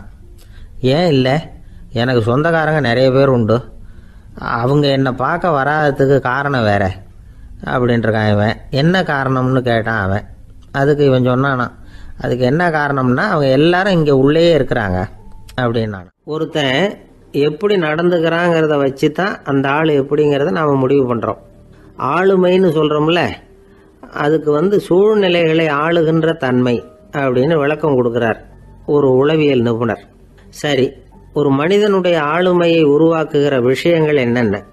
பிறப்பு, வளர்க்கப்பட்ட விதம், படிப்பு, நண்பர்கள், சமுதாயம், இப்படி நிறைய உண்டு. ஆளுமையின் அடிப்படையில் சில மனநோய்கள் உண்டாகுது. அதெல்லாம் என்னென்னங்கிறத தெரிஞ்சு வச்சுக்கிட்டோம்னா நம்ம கூட இருக்கிறவங்கள அடையாளம் கண்டுபிடிக்கிறதுக்கு ரொம்ப உபயோகமாக இருக்கும். ஃப்ரெனாய்டு ஆளுமை அப்படின்னு ஒன்று. இந்த கோளாறு உள்ளவங்க எப்படி இருப்பாங்க தெரியுமா? அதிக உணர்ச்சி, சந்தேகம், பொறாமை இதெல்லாம் அதிகமாக இருக்கும். வளைஞ்சு கொடுக்க மாட்டாங்க. அடுத்தவங்களோட இணக்கமான உறவு இருக்காது. அவங்க செய்கிற தப்புக்கெல்லாம் அடுத்தவங்களை குறை சொல்லிகிட்டு இருப்பாங்க. இது ஒரு ரகம். அடுத்தது ஸ்கிசாய்டு ஆளுமை அப்படின்னு சொல்கிறாங்க. இந்த கோளாறு உள்ளவங்க அடுத்தவங்களோட பழக கூச்சப்படுவாங்க. சின்ன வயசுலேயே இது ஆரம்பமாயிடுது. பகல் கனவுலேயே சஞ்சரிப்பாங்க. அவங்களுடைய விரோதம், கோபம் இதை கூட வெளியில் காட்டிக்க முடியாமல் இருப்பாங்க. இவங்களுக்கு அகமுகம், பிரச்சனைகள்லேருந்து ஒதுங்கி எதுலேயும் ஈடுபாடு இல்லாதவங்களா இருப்பாங்க. இப்படி ஒரு ரகம். அடுத்தது சைக்ளோதமிக் ஆளுமை அப்படின்னு சொல்கிறாங்க. அது என்னென்னா உணர்ச்சிகளில் ஏற்றத்தாழ்வு அதிகமாக இருக்குமா. சில சமயம் பார்த்தா மகிழ்ச்சியாக இருப்பாங்க, சில சமயம் சோகமாக உட்காந்துருப்பாங்க. அவங்க மனநிலைக்கு தகுந்த மாதிரி சமூக நிகழ்ச்சிகளில் பங்கெடுத்துக்குவாங்க. இன்னொரு வகை என்னென்னா எண்ணப்பீடிகை ஆளுமை அப்படின்னு பேர் வச்சிருக்கிறாங்க. அதுக்கு இவங்களுக்கெல்லாம் கரெக்டாக இருக்கணும், எல்லாம் சட்டத்திட்டம் இதுலேயும் ஒரு ஒழுங்குமுறை, இப்படி எதிர்பார்க்குற மனோபாவம். இவங்க எதிர்பார்ப்புக்கும் அரண்முறைக்கும் மற்றவங்க கட்டுப்படணும்னு நினைப்பாங்க. இந்த நிலைமை நீடிச்சா என்ன ஆகும் தெரியுமா? அலைக்கழிக்கிற எண்ணங்கள் திரும்ப திரும்ப ஒரே செயலை செய்ய தூண்டுற மன தளர்ச்சிக்கு ஆளாயிடுறாங்க. அடுத்தது ஹிஸ்டீரியா ஆளுமை. சின்ன விஷயத்தையெல்லாம் பெருசுப்படுத்தி நாடகமாக்குற நடிகர்கள் இவங்க. உணர்ச்சி அதிகம் உள்ளவங்க. இவங்க மன எழுச்சியில் பக்குவமின்மை, குழந்தைத்தனம், முதிர்ச்சியின்மை எல்லாம் இருக்கும். தன்னலம் மிக்க குணம், பிறர் தன்னை மட்டுமே கவனிக்கணும்னு நினச்சி செயல்படுறது, இதெல்லாம் இவங்க அடையாளம். அடுத்த ரகம் எப்படின்னா வளர்ச்சியற்ற ஆளுமைன்னு சொல்கிறாங்க. அடுத்தவங்களோட இணங்கி போக முடியாதவங்க, அறிவு, மன எழுச்சி, சமூக உறவு இதில் எல்லாம் போதுமான வளர்ச்சியையும் நிறைவையும் பெற முடியாதவங்க. இவங்களால வாழ்க்கையில் முன்னேற முடியாது. பிச்சைக்காரங்க, குற்றவாளிகள் இவங்ககிட்டெல்லாம் இது மாதிரியான ஆளுமை அதிகமாக இருக்குமா. அடுத்தது என்னென்னா சோர்வுடைய ஆளுமை. எதுலேயும் உற்சாகம் இல்லாமல் சோர்ந்து போயிருப்பாங்க. அதுக்கெல்லாம் நமக்கு வலிமை இல்லைப்பா அப்படின்னு சொல்லிட்டு இருப்பாங்க. சின்ன விஷயங்களுக்கெல்லாம் அதிர்ச்சி அடையிறது, வாழ்வின் சுவையை அனுபவிக்க முடியாதவங்க. இன்னொரு ரகம் இது கொதித்தெழும் ஆளுமைங்கிறாங்க. எதுக்கு எடுத்தாலும் ஆத்திரம், குரோதம், வன் செயல் இதுலெல்லாம் ஈடுபாடு, இப்படி உள்ளவங்க. நத்தை வகை ஆளுமை அப்படின்னு ஒன்று. அடுத்தவங்க மேலே விரோதம் இருக்கும், அடிக்கணுங்கிற எண்ணம் இருக்கும். ஆனால் அதை அப்படியே வெளியில் காட்டாமல் அதே சமயம் அமைதியான முறையில் வெறுப்பை வெளிக்காட்டுற ரகம். இவங்கெல்லாம் பேசாமல் கம்முன்னு இருந்துக்கிட்டே நினைச்சதை நிறைவேற்றிக்கிடுவாங்க. முன்ஜாக்கிரதை ஆளுமை அப்படின்னு ஒரு ரகமா. பாதுகாப்பின்மை, சந்தேகம், முழுமையின்மை, அறவேக்காட்டுத்தனம் இந்த மனப்போக்கு அதிகமாக இருக்கிறதுனால அகம்பாவம், புடிவாதம், எச்சரிக்கை எல்லாம் அளவுக்கு மீறி இருக்கும். இதுவரைக்கும் நாம் பேசிக்கிட்டு இருந்த ஆளுமை பண்புகள் அளவுக்கு அதிகமாக போயிட்டுதுன்னா ஆளுமை கோளாறுகள் ஏற்படும். அதன் அடிப்படையில் மனவியாதிகள் வருமா. அதனால் இணக்கமான, எல்லாரும் விரும்புகிற இயல்பான ஆளுமையை பெறுவதற்கு நாம் முயற்சி செய்யணும் அப்படிங்கிறது மனோதத்துவ நிபுணர்களுடைய ஆலோசனை. ஒருத்தர் ஒரு மனோதத்துவ டாக்டரை தேடிட்டு வந்தாராம். டாக்டர், எனக்கு மனசில் ஏதோ வியாதி, ஆளுமை கோளாறு, அதாவது எனக்கு சீக்கிரமாக செத்து போனால் தேவையில்லைன்னு தோணுது அப்படின்னாராம். உடனே அந்த டாக்டர், சரி அப்படின்னா இங்கே இருங்க, நான் வைத்தியம் பார்க்குறேன் அப்படின்னாராம். ஆந்திர நாட்டில் ஒரு அரசர் இருந்தார். அந்த அரசர்கிட்ட ஒரு அமைச்சர் இருந்தார். அந்த அமைச்சர் பேர் ராயண பாஸ்கர். அவர் ஒரு பெரிய அறிவாளி. அது மட்டும் இல்லை, மிகச்சிறந்த கொடையாளி. யார் எது கேட்டாலும் இல்லைன்னு சொல்ல மாட்டாராம். அதன் காரணமாகவே அவர்கிட்ட இருந்த செல்வம் நாளுக்கு நாள் குறைஞ்சிக்கிட்டே வந்துட்டு தான். கடைசியில் குடும்பத்துக்குன்னு எதுவும் வைக்காமலே அவர் போய் சேர்ந்துட்டார். மகனும் இறந்துட்டார். அந்த குடும்பத்தில் மிஞ்சி இருந்தது அவருடைய மருமகள், ஒரு பேரன், அவ்வளவுதான். இருந்த ஒரே சொத்து பழுதடைஞ்ச ஒரு வீடு. அந்த அம்மா மற்ற வீடுகளில் வேலை செஞ்சு தன்னுடைய பிள்ளைய படிக்க வச்சுக்கிட்டு வராங்க. அந்த புள்ள ஒரு பெரிய வள்ளலுடைய பேரன்கிறது அந்த பள்ளி வாத்தியார்களுக்கும் தெரியும். அதனால் அவங்களும் இவங்ககிட்ட கொஞ்சம் அன்பாகவும் அக்கறையாகவும் பழகி பாடம் சொல்லி கொடுத்துக்கிட்டு இருக்கிறாங்க. ஒரு நாள் ஒரு புகழ்பெற்ற கவிஞர் ஒருத்தர் அந்த பள்ளிக்கூடத்துக்கு வந்திருக்கிறார். ஆசிரியர்கள்கிட்ட பேசிக்கிட்டு இருந்தப்போ ஒரு செய்தியை சொன்னாராம். ராயண பாஸ்கருங்கிற வள்ளல் எனக்கு நிறைய உதவிகள் செஞ்சிருக்கார், என்னை பாராட்டி பரிசுகள்லாம் கொடுத்துருக்கிறார். அந்த வள்ளல் வாழ்ந்த கிராமத்தை பார்க்கணுங்கிறதுக்காக தான் இப்போ இங்கே வந்திருக்கிறேன் அப்படின்னாராம். ஆசிரியர் உடனே இந்த பையனை கூப்பிட்டு, இதை பாருங்கள், இவன் யார் தெரியுமா, நீங்கள் குறிப்பிடுகிற அந்த வள்ளலின் பேரன் அப்படின்னு அறிமுகப்படுத்தினாராம். கவிஞரின் கண்களில் ஆனந்த கண்ணீர். அந்த பரவச நிலையிலேயே அந்த வள்ளலை பற்றி கவி பாட ஆரம்பிச்சுட்டாராம். இந்த சின்ன பையன் அதை கேட்டிருக்கிறான். உடனே என்ன பண்ணான் தெரியுமோ, தன் கையில் அணிஞ்சிருந்த ஒரு பொன் வளையலை கழட்டி அந்த கவிஞருக்கு பரிசாக கொடுத்துட்டானான். எல்லாருக்கும் ஆச்சரியம். தாத்தா இருக்கும் நிலையில் கொடுத்தார், பேரன் இல்லாத நிலையிலையும் கொடுக்குறான். பையனை எல்லாரும் பாராட்டினாங்களாம். இருந்தாலும் அவனுக்குள்ள ஒரு பயம் எதுவும் ஆரம்பமாச்சு. பள்ளிக்கூடம் விட்டு வீட்டுக்கு வரும்பொழுது அந்த பயம் இன்னும் அதிகமாயிட்டுது. அம்மா என்ன சொல்லுவாங்களோ தெரியலையே, ஏதோ திடீர்னு தோணிச்சு வளையல கட்டி கொடுக்கணும்னு கொடுத்துட்டோம். குடும்பம் இருக்கிற நிலையில் இப்படி நான் செஞ்சது தப்பா, வீட்டு செலவுக்கே அம்மா எவ்வளவு கஷ்டப்படுறாங்க, வீட்டுக்கு போனதும் என்ன நடக்குமோ தெரியலையே அப்படின்னு நினச்சி பயந்துக்கிட்டே அவன் வீட்டுக்குள்ளே அடி எடுத்து வைக்கிறான். அம்மா கூப்பிட்டு சாப்பாடு போட்டாங்க. அவங்க கண்ணில் படக்கூடாதுங்கிறதுக்காக ஒரு கையை பின்னாடி மறைச்சிக்கிட்டே இருந்தான். அம்மா இதை கவனிச்சிட்டாங்க. ஏய், உன் கையை ஏன் அப்படி வச்சிருக்கிற? உன் கைக்கு என்னாச்சு? ஏதாவது அடிபட்டு போச்சா அப்படின்னு கேட்டுக்கிட்டே கையை எடுத்து பார்க்குறாங்க. வளையல காணலை. வளையல் எங்கே அப்படின்னு கேட்குறாங்க. இவன் தயங்கிக்கிட்டே நடந்ததை சொல்கிறான். அது கேட்டதும் அந்த அம்மாவோட முகம் கோபத்தால் சவுந்து போச்சான். முட்டாளே, என்ன காரியம் பண்ண அப்படின்னு கன்னத்தில் அரைஞ்சிட்டாங்களாம். அம்மா, என்னை அடிக்காத, ஏதோ தெரியாமல் தப்பு பண்ணிட்டேன் அப்படின்ட்டுருக்கான். மகனே, வளையலை கொடுத்ததுக்காக நான் உன்னை அடிக்கலை அப்படிங்க, பின்ன எதுக்கு அடித்தேன்னு கேட்டிருக்கான். உன் பாட்டனார் ஒரு பெரிய வள்ளல். அவர் எதையும் பாதி வேலையை செய்யறதில்ல. அவருடைய பேரை நீ அரைகுறை வேலை செஞ்சுட்டு வந்திருக்கிற அப்படின்னாங்களாம். என்னம்மா சொல்கிறேன்ருக்கான். நீ ஒரே ஒரு வளையலை மட்டும்தானே கட்டி கொடுத்துருக்குற. கொடுக்குறதா இருந்தால் ரெண்டையும் சேர்த்துல கொடுத்துருக்கணும். அதுதானே உங்கள் தாத்தாவுக்கு பெருமை அப்படின்னாங்களாம். அம்மா, தெரியாமல் இப்படி செஞ்சுட்டேன், உங்கள்கிட்டையும் அரை வாங்கிட்டேன் அப்படி இப்படின்னு அவன் சொல்லியிருக்கிறான். இப்போ அம்மா கொஞ்சம் இருங்க, அந்த கவிஞர் இன்னைக்கு நம்ம ஊரில் தான் தங்கியிருப்பார். நாளைக்கு காலையில் தான் அவர் எங்கே இருக்காருன்னு விசாரித்து இன்னொரு வளையலையும் கொடுத்துட்றேன் அப்படின்ட்டுருக்கான். மகனே, நல்ல செயல்களையெல்லாம் நாளைக்குன்னு ஒத்தி போடாத. நாளைக்கு என்ன நடக்குங்கிறது யாருக்கு தெரியும்? இப்போவே போ, எங்கே இருக்காருன்னு பாரு அப்படின்ட்டுருக்காங்க. மகன் புறப்பட்டான். பள்ளி ஆசிரியர்கிட்ட போய் கேட்டானான் அந்த கவிஞர் எங்கே இருக்காருன்னு. அவர் சொன்னாராம். உடனே போய் அவர் இருக்கிற இடத்துல கதவை தட்டியிருக்கான். ராத்திரி நேரத்தில் இவனை கண்டதும் அவருக்கு ரொம்ப ஆச்சரியம். இவன் இன்னொரு கை வளையலையும் எடுத்து நீட்டியிருக்கான். அவர் திகைச்சு போய் நிற்கிறார். அவரால் என்ன பண்ணுறதுன்னே தெரியல. ஆனந்த கண்ணீர். இது பெரியவர்கள் கூற கேட்ட ஒரு வரலாறு. இன்னைக்கு இப்படிப்பட்டவங்களை பார்க்க முடியுமா? வறுமை வள்ளல் தன்மையை ஒன்று செய்து விடாதுங்கிறதுக்கு இது ஒரு உதாரணம். ஒருத்தன் இன்னொருத்தனை பார்த்து கேட்டானா, எங்கள் தாத்தா உங்கள் தாத்தாவுக்கு 100 ரூபா கடன் கொடுத்துருக்கிறார், அதை எப்போ திருப்பி கொடுக்க போகிறேன்னு. கவலைப்படாத, எங்கள் பேரன் அதை உங்கள் பேரன்ட்ட திருப்பி கொடுத்துருவான் அப்படின்னு நானான் அவன். பக்தின்னு சொல்கிறோம் இல்லையா, அது 3 வகைப்படும் அப்படிங்கிறார் ஒரு பெரியவர். அது என்ன 3 வகைன்னா, தெய்வ பக்தி, அடியார்கள் பக்தி, குரு பக்தி. அடியார் பக்தியை விட தெய்வ பக்தியை விட குரு பக்தி தான் ரொம்பவும் சிறந்ததுங்கிறார் அவர். தெய்வத்துக்கிட்ட செஞ்ச பாவம் குருநாதர்கிட்ட தீர்ந்துருமா. குருநாதர்கிட்ட செஞ்ச பாவம் தெய்வத்துக்கிட்ட போனாலும் தீராதான். இப்படி பெரியவங்களாம் சொல்லி வச்சிருக்கிறாங்க. ஒரு காடு, அங்கே அயோத தௌமியர் அப்படின்னு ஒரு தபோதனர். அவர் பல மாணவர்களை ஒன்றா சேர்த்து ஒரு குருகுலம் நடத்திக்கிட்டு இருக்கிறார். பல தரப்பட்டவங்க, பல திறப்பட்டவங்க மாணவர்கள் அதில் சேர்ந்து படிச்சுக்கிட்டு இருக்கிறாங்க. பாஞ்சால ராஜகுமாரன் ஒருத்தனும் அந்த குருகுலத்தில் சேர்ந்து படிச்சுக்கிட்டு இருக்கிறான். அவன் பேர் ஆருணி. பெரிய இடத்து புள்ள, இருந்தாலும் படுப்பில் ரொம்ப கெட்டிக்காரனாக இருந்தான். அவன் தான் அங்கே முதல் மாணவன். ஒரு நாள் குருநாதர் அந்த அரசகுமாரனை கூப்பிட்டார்.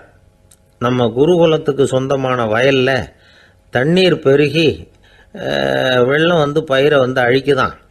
அதனால் நீ போய் மடையை அடைச்சிட்டு வந்துடும் அப்படின்னார். அந்த அரசகுமாரன் உடனே புறப்பட்டான். குருநாதர் சொல்லிட்டார்ல, உடனே புறப்பட்டான். நான் பெரிய இடத்து பிள்ளையாச்சே, ராஜகுமாரனாச்சே, ரொம்ப செல்வாக்கூட வளர்ந்தவனாச்சே, நான் போய் வயலில் இறங்கி வேலை செய்கிறதா அப்படின்னுலாம் அவன் நினைக்கல. குருநாதர் கட்டளையை நிறைவேற்ற வேண்டியது நம்ம கடமை அப்படின்னு நினச்சான். உடனே ஒரு மண்வெட்டியை தூக்கி தோளில் வச்சுக்கிட்டு புறப்பட்டு போயிட்டான். வயலுக்கு போனான். பார்த்தான், தண்ணி கரையை உடச்சிக்கிட்டு வயலுக்குள்ளே ஏகமாக பாஞ்சிக்கிட்டு இருக்குது. இவன் மண்வெட்டியால் களிமண்ணை புல்லோடு சேர்த்து புல் பத்த மாதிரி வெட்டி வெட்டி போட்டான். இருந்தாலும் மடையை அடைக்க முடியல. தண்ணி அதை மீறி வந்துக்கிட்டே இருக்குது. தண்ணி வேகமாக வயலுக்குள்ளே போய்கிட்டே இருக்குது. போடுற பத்தையெல்லாம் கரைஞ்சி கரைஞ்சி போயிட்டுருக்கு. இருந்தாலும் இவன் தன்னுடைய முயற்சியை கைவிடலை. வெட்டி வெட்டி போட்டுக்கிட்டே இருக்கிறான். காலையில் அங்கே போனவன் சாயந்தரம் வரைக்கும் இப்படி செஞ்சுக்கிட்டு இருக்கிறான். உடம்பும் மனசும் ரொம்பவும் சோர்ந்து போச்சு. இருந்தாலும் குருநாதர் இட்ட கட்டளையை நிறைவேற்றாமல் இருக்கிறோமேங்கிற ஒரு குறை அவனுக்கு இருக்குது. குரு கட்டளையை நிறைவேற்றாத நான் இன்னமும் இருக்கணுமா அப்படின்னு யோசனை பண்ண ஆரம்பிச்சிட்டான். என்ன செய்யலாம்னு பார்த்தான். நம்ம குருநாதர் இட்ட பணிக்காக இந்த உடம்பையே தியாகம் பண்ணலாம் அப்படின்னு முடிவு பண்ணான். தண்ணி பாயுதில் அதுக்கு குறுக்க விழுந்து அப்படியே மடையை அடைச்சிக்கிட்டு அப்படியே படுத்துட்டான். இது மற்றவங்களுக்கு தெரியாது. அன்னைக்கு ராத்திரி ஒரு விளக்கு முன்னாடி உட்காந்து குருநாதர் பிள்ளைங்களுக்கு பாடம் சொல்லி கொடுத்துக்கிட்டு இருக்கிறார். வரிசையில் இருக்கக்கூடிய ராஜகுமாரனை காணலை. நம்ம ஆருணி எங்கே போனா அப்படின்னு சொல்லி மற்ற மாணவர்களை விசாரித்தார். இப்போ அவங்க சொன்னாங்க, சுவாமி அவன் காலையில் வயலுக்கு வந்து மடையை அடைக்கிறதுக்காக போனான், நீங்கள் தான் போக சொன்னீங்க, இன்னும் திரும்பி வரல அப்படின்னு அவர் பையன். குருநாதர் உடனே ஒரு தீவெட்டி எடுத்துக்கிட்டு மாணவர்களை அழைச்சிக்கிட்டு வயலுக்கு போனார். அங்கே போய் பார்த்தா ஆளை காணும். ஆருணின்னு சொல்லி சத்தம் போட்டு கூப்பிட்டு பார்க்குறார். நான் இங்கே இருக்கேன் குருநாதா அப்படின்னு காலுக்கு அடியிலேருந்து ஒரு சத்தம் வருது. குனிஞ்சு பார்த்தா அவன் மடையில் படுத்துருக்குறான். என்னப்பா இதுன்னார். காலையிலேருந்து இந்த மடையை அடைச்சி பார்த்தேன் சுவாமி, முடியல, அதனால் இப்படி குறுக்க படுத்துட்டேன், என்னை தாண்டறதுக்கு பயந்து போய் தண்ணியே தேங்கி நின்றுட்டுது அப்படின்னா. அவனுடைய குரு பக்தியையும் அவனை தாண்டறதுக்கு அஞ்சு நிற்கிற தண்ணி தேக்கத்தையும் பார்த்துட்டு எல்லாரும் ரொம்ப ஆச்சரியப்பட்டு போயிட்டாங்களாம். ஆருணி எழுந்திரிச்சு வா அப்படின்னு கூப்பிட்டாரான் குருநாதர். அவன் தண்ணீரை பொழந்துக்கிட்டு எழுந்திரிச்சு வந்தானான். அதனால் அவனுக்கு வந்து உத்தாலகன் அப்படின்னு ஒரு பேர். உத்தாலகன்னா தண்ணீரை பிளந்தவன் அர்த்தம். அந்த உத்தாலகன் மாதிரி இந்த காலத்து மாணவர்களுக்கும் குரு பக்தி வேணும் அப்படின்னு சொன்னோம் ஒரு பள்ளிக்கூடத்தில். உடனே நிறைய மாணவர்கள் எழுந்திரிச்சு நின்னாங்க. சார், நீங்கள் எங்களை வந்து இன்னமும் சரியாக புரிஞ்சுக்கலன்னு நினைக்கிறோம். அன்னைக்காவது ஒருத்தன் அப்படி இருந்தான், இன்னைக்கு ஏகப்பட்ட உத்தாலகர்கள் இருக்கிறோம். எங்கள் வாத்தியார் கட்டளை இட்டா இப்போவே அது மாதிரி வயலுக்கு போய் மடையில் குறுக்கப்படுத்துக்கிறதுக்கு இந்த வகுப்பில் உள்ள அத்தனை பேரும் தயாராக இருக்கிறோம் அப்படின்னாங்க. அப்படியா அப்படின்னு சொல்லி கேட்டோம் ரொம்ப சந்தோஷமாக. ஒருத்தன் ரொம்ப அடக்கமாக எழுந்திரிச்சான். அப்புறம் சொன்னான், ஆமாம் சார், வகுப்பில் வந்து இவர் நடத்துகிற பாடத்தை கேட்டுக்கிட்டு இருக்கிறத விட பேசாமல் போய் மடையில் படுத்துடுறது ஒன்றும் கஷ்டமான காரியமாக இருக்காது, அதனால தான் எல்லாரும் அங்கே போகிறேன்னு சொல்கிறோம் அப்படிங்கிறான். 11ஆம் நூற்றாண்டில் ஒரு புகழ்பெற்ற இறைநேச செல்வர் வாழ்ந்து வந்தார். அவர் பேர் அப்துல்லா ஹிஸ் சௌமை. இப்போ சோவியத் ரஷ்யாவில் உள்ள ஜீலான்கிற நகரத்தோட புறநகர் பகுதியில் நீப்புன்னு ஒரு ஊர், அங்கே தான் அவர் இருந்தார். அவருக்கு ஒரு ஆப்பிள் தோட்டம் இருந்தது தஜ்லா நதி ஓரத்துல. அந்த தோட்டத்துல அவர் ஒரு நாள் உலாவிக்கிட்டு இருக்கிறார். அந்த சமயத்துல 20 வயசுள்ள அழகான இளைஞர் ஒருத்தர் அவர் முன்னாடி வந்து நின்னார். என்ன நீங்க மன்னிக்கணும்னார். இவருக்கு ஒன்னும் புரியல. யாரப்பா நீ என்ன கெடுதல் பண்ணின, நான் எதுக்காக உன்னை மன்னிக்கணும் அப்படின்னு கேட்டார். ஐயா, என் பேரு அபு சாலிஹ் மூசா, இங்க இருந்து 4 கல் தொலைவில் இருக்கக்கூடிய இதே தஜ்லா நதி ஓரத்துல தான் நான் இருக்கிறேன். நேத்து மத்தியானம் எனக்கு ஒரு நல்ல பசி. அந்த நேரம் ஒரு ஆப்பிள் பழம் இந்த நதியில மிதந்து வந்தது. அவசரத்துல அதை எடுத்து சாப்பிட்டதுக்கு அப்புறம் தான் அப்படி செஞ்சது பெரிய தவறுங்கிறத உணர்ந்தேன். ஒரு பொருளுக்கு உரியவர்கள் யாரோ அவங்க அனுமதி இல்லாம அந்த பொருளை சாப்பிடுறது ஹராமான அந்த பழம் வந்து என் வயத்துக்குள்ள போனதுல இருந்து எனக்கு நிம்மதி இல்லை. ராத்திரி பூரா தூங்கவே முடியல. காலையில எழுந்திரிச்சதும் இந்த நதி ஓரமா பாத்துக்கிட்டே வந்தேன். உங்க தோட்டத்தை பார்த்தேன். ஒரு மரத்தோட கிளை வந்து தண்ணியில தொட்டுக்கிட்டு இருக்கிறத பார்த்தேன். அதனால நான் சாப்பிட்ட பழம் இங்க இருந்து தான் வந்திருக்கணும். அந்த பழத்துக்கு உரியவர் நீங்க தான். நீங்க என்ன மன்னிச்சாதான் நான் சாப்பிட்ட பழம் ஹலாலா, குற்றம் நிவர்த்தியா, தயவு பண்ணி மன்னிக்கணும் அப்படின்னு கண்கலங்க கேட்டுக்கிட்டார். இதை கேட்ட இந்த சௌமையை ஆச்சரியத்தோட அந்த இளைஞரை கூர்ந்து கவனிச்சார். இந்த அளவுக்கு நேர்மையான ஒரு நல்ல மனுஷனை விட்டுறக்கூடாது அப்படின்னு மனசுக்குள்ள முடிவு பண்ணிக்கிட்டார். நிமிர்ந்து அந்த இளைஞரை பார்த்தார். இதுக்கு நீ வந்து தண்டனையை ஏத்துக்கத்தான் வேணும்னார். எதுவா இருந்தாலும் ஏத்துக்கிறதுக்கு தயார்னார் அவர். இதுக்கு தண்டனையா 12 வருஷ காலம் நீ இங்க பணிவிடைகள் செய்யணும்னார். பணிவிடை செய்யறது என்னுடைய பாக்கியமா நினைக்கிறேன் அப்படின்னு சொல்லிவிட்டு மகிழ்ச்சியோட அந்த தண்டனையை ஏத்துக்கிட்டார். 12 வருஷம் முடிஞ்சது. அந்த 12 வருஷ காலத்துல அந்த இளைஞரோட வயசும் தகுதியும் வளர்ந்தது. கடைசியில் அந்த பெரியவர் அந்த இளைஞரை கூப்பிட்டார். இதை பாருப்பா, இன்னையோட உன் பணிவிடை காலம் 12 வருஷம் முடிஞ்சது. ஆனா தண்டனை இதோட முடிஞ்சுட்டதா நினைக்காத, அது இன்னமும் முடியல. கடைசியா இன்னும் ஒரு தண்டனை பாக்கி இருக்கு, அதை நீ ஏத்துக்கணும்னார். எதுவா இருந்தாலும் ஏத்துக்கிறதுக்கு சித்தமா இருக்கிறேன்னார் இவர். எனக்கு ஒரு மகள் இருக்கிறா, அவளுக்கு 2 கண்ணும் தெரியாது, 2 காதும் கேட்காது, 2 காலும் செயல்படாது, அவளை நீ கல்யாணம் பண்ணிக்கணும் அப்படின்னார் பெரியவர். இதை கொஞ்சமும் ஒரு எதிர்பார்க்கல.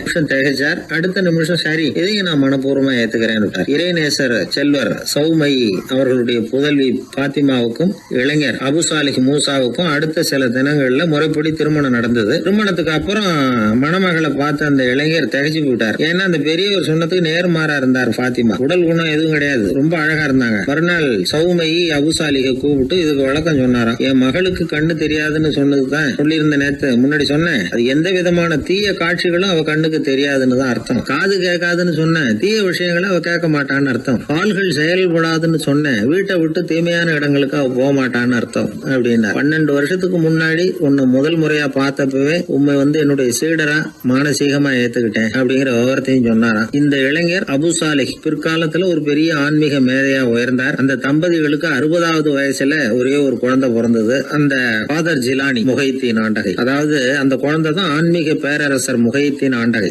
அப்படி வந்து அந்த கதையை சொல்லுவாங்க பழைய இதை. அப்படிப்பட்ட பெரியவர்கள் அவர்களுடைய வாழ்க்கை தான் நமக்கு வழிகாட்டணும். எனக்கு ஒரு சிநேகிதன், அவன் சொன்னான், டேய், என்னுடைய மாமனார் கூட தன்னுடைய பொண்ணை எனக்கு திருமணம் பண்ணி கொடுக்கறதுக்கு முன்னாடி ஒரு செய்தியை சொன்னார், பொய்ன்னு அப்புறமா தான் தெரிஞ்சது அப்படின்னா. என்ன சொன்னார்னு கேட்டோம். என் பொண்ணு மாசத்துக்கு ஒரு தடவை ஏதாவது கோபம் வந்தா கையில கிடைக்கிறத எடுத்து உங்க மேல எரிவா, நீங்க தான் அனுசரிச்சு நடந்துக்கணும்னு சொன்னார் அப்படின்னா. அப்படி அவர் சொன்னது பொய்யா அப்படின்னு கேட்டேன். ஆமா, அவர் மாசம் ஒரு தடவைன்னு அவர் சொன்னது பொய், தினம் ஒரு தடவை அப்படி செய்யறா, இதுதான் உண்மை அப்படின்னு.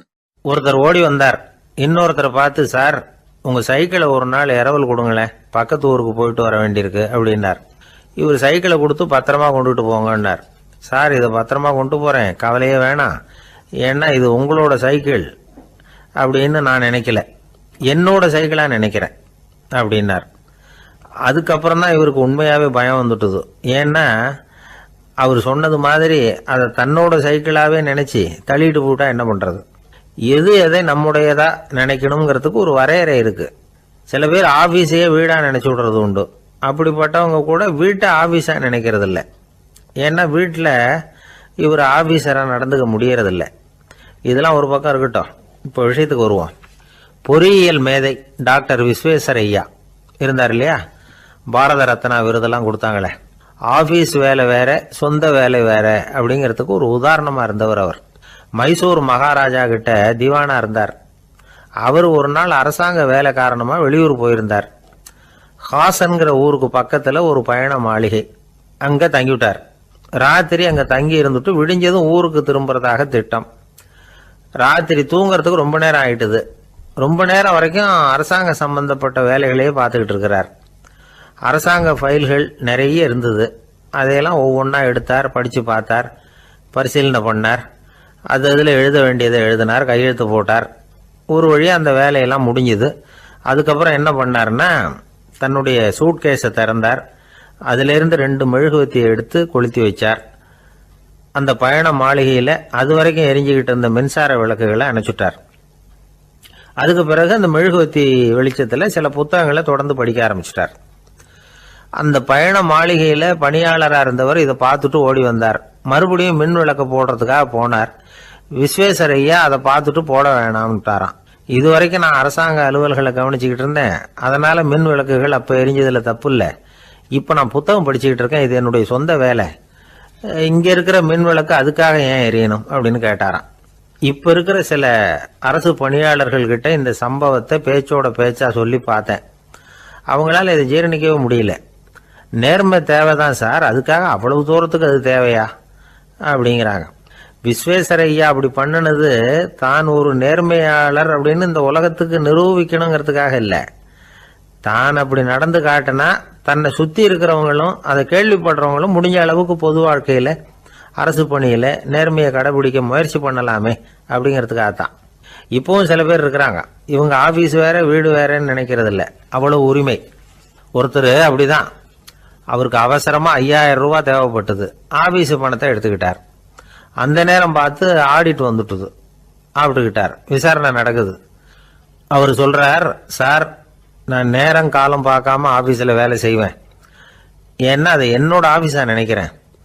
அவசரத்துக்கு அந்த பணத்தை எடுத்தேன், மறுபடியும் வச்சுடலாம்னு தான் இருந்தேன், அதுக்குள்ள இப்படி ஆயிட்டுது.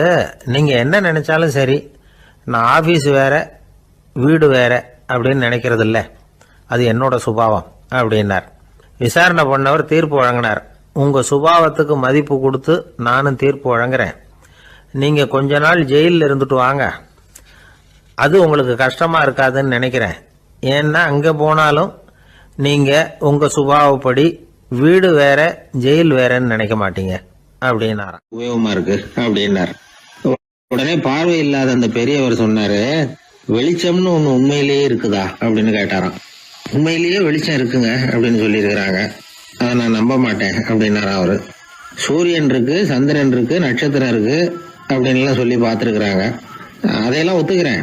ஆனா அதையெல்லாம் என்னை கொஞ்சம் தொட்டு பார்க்க விடுங்களேன் அப்படின்னாராம். அதையெல்லாம் தொட்டு அறிய முடியாது அப்படின்னு சொல்லியிருக்கிறாங்க. அப்படின்னா முகர்ந்து அறியறேன், மோந்து பாக்குறேன், முகர்ந்து பார்க்க விடுங்க, ஏதாவது வாசனை வருதான்னு பாக்குறேன் அப்படின்னு இருக்காரு. அதுவும் முடியாதுன்னாங்களாம். பெரியவர் யோசனை பண்ணியிருக்கிறார். சரி பரவாயில்ல, முரசு அடிக்கிறது மாதிரி அடிச்சு பார்க்கவாவது ஏற்பாடு பண்ணி கொடுங்க, அதை அடிச்சு பார்த்து அதோட சத்தத்தை உணர்ந்துக்கிறேன் அப்படின்னாராம். அதாவது ஒளியின் ஒலியை, அதாவது வெளிச்சத்தின் சத்தத்தை புரிஞ்சுக்கிறேன் அப்படின்னு சொல்லியிருக்கிறார். அதுக்கும் சாத்தியம் இல்லைன்னு சொல்லியிருக்கிறாங்க.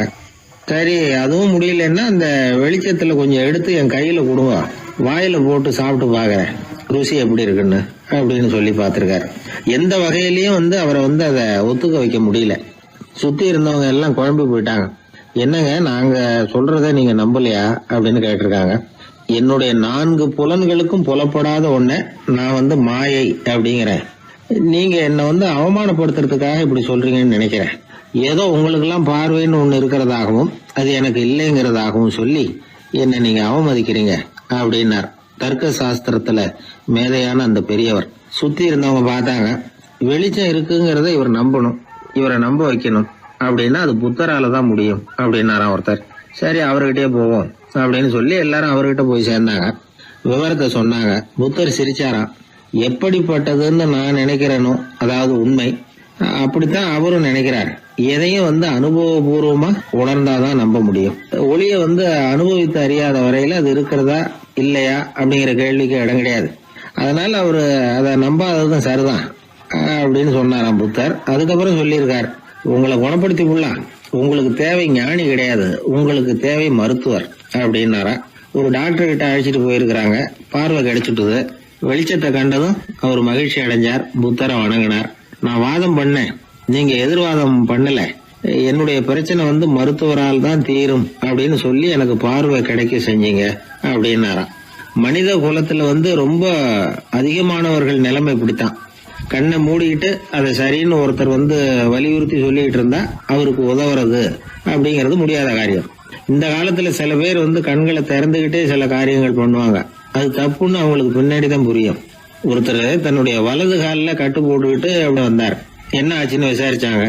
எங்க வீட்டு கண்ணாடி ஜன்னல்களை வெளிப்பக்கமா இருந்து சுத்தப்படுத்திக்கிட்டு இருந்தேன், சரியா தொடச்சிக்கிட்டு இருக்கோமா அப்படின்னு கொஞ்சம் பின்னாடி தள்ளி நின்னு பார்த்தேன் அப்படின்னார். அதுக்கும் உங்க கால் உடைஞ்சதுக்கும் என்ன சம்பந்தம்னு கேட்டாங்க. நான் குடியிருந்தது 4வது மாடியாச்சே அப்படின்னாராம். அன்பா இருக்கணும்னு அநேக பெரியவங்க சொல்லி இருக்கிறாங்க. நாமளும் அதை கேட்டுட்டு அன்பு காட்டுறதுக்கு தயாரா தான் இருக்கிறோம். அதை வாங்கறதுக்கு தான் ஆளை காணும். இருந்தாலும் அன்புல எத்தனையோ வகை உண்டு. அதை சரியா புரிஞ்சுக்கிட்டு அதுக்கப்புறம் அன்பு காட்ட ஆரம்பிக்கணும். வகையை புரிஞ்சுக்காம அன்பு காட்டினா வம்புல மாட்டிக்க வேண்டியதுதான். அன்புன்னா சாதாரணமா நினைச்சு விடாதீங்க. அதுல எவ்வளவு விதம் தெரியுமா? இரக்கம், கருணை, காருண்யம், பந்துத்துவம், பட்சம், பாசம், நேசம், விசுவாசம், அபிமானம், காதல், பக்தி, இப்படி பல விதமா அதை பத்தி சொல்லி வச்சிருக்கிறாங்க பெரியவங்க. இந்த வார்த்தைகள் எல்லாம் நாம கேள்விப்பட்டதுதான். இருந்தாலும் அதுகளுக்குள்ள என்ன வித்தியாசம்னு கேட்டா சரியா சொல்ல தெரியாது. அதனால இந்த வார்த்தைகளுக்கெல்லாம் பெரியவங்க என்ன விளக்கம் சொல்றாங்கன்னு இப்ப பார்க்கலாம். எளியவர்கள் மேல செலுத்துற அன்பு இருக்கு பாருங்க, அதுக்கு இரக்கம்னு பேரு. அறிவு பலம், சரீர பலம், இது ரெண்டும் இல்லாதவங்க மேல, அதாவது வலிமையற்றவர்கள் மேல செலுத்துற அன்பு இருக்கு பாருங்க, அதுதான் கருணை. எறும்புல இருந்து யானை வரைக்கும் சகல ஜீவராசிகள் மேலேயும் காட்டுற அன்புக்கு காருண்யம்னு பேரு, ஜீவகாருண்யம். சிவி சக்கரவர்த்தி காட்டின அன்பு இந்த ரகம். உறவினர்கள், சொந்தக்காரங்க, அவங்க வசதியா இருந்தாலும் வறுமையில இருந்தாலும் வித்தியாசம் இல்லாம காட்டுற அன்பு இருக்கு பாருங்க, அதுக்கு பேரு பந்துத்துவம். ஒரு எஜமானன் வேலையாள்கிட்ட காட்டுற அன்பு இருக்கு பாருங்க, அதுக்கு பேரு தான் பட்சம். அவனும் தன்னை மாதிரி மனுஷன்தாங்கிற நினைப்பு வேணும்.